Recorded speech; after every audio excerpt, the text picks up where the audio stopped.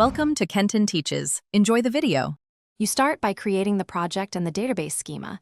This gets you productive immediately.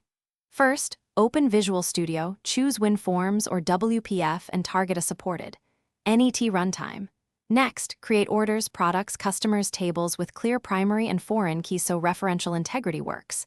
Then add a do, NET or Entity Framework core and set a secure connection string. This simplifies queries and mapping.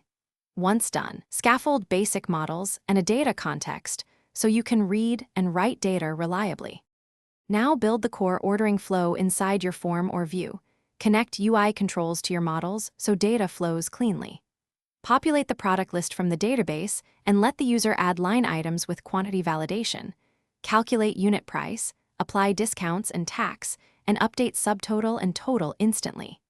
Use database transactions for multi-step operations so orders and stock adjustments succeed together. Make sure to separate UI, business logic, and data access so changes are easy to maintain and test.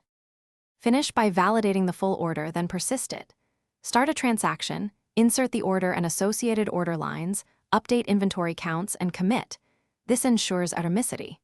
Once saved, generate a receipt, enable printing or export to PDF/CSV, and run saves asynchronously to keep the UI responsive. If something goes wrong, log the exception and roll back the transaction immediately. Check foreign keys, data types, and the connection string. Make sure to test edge cases, like concurrent stock updates, to avoid overselling.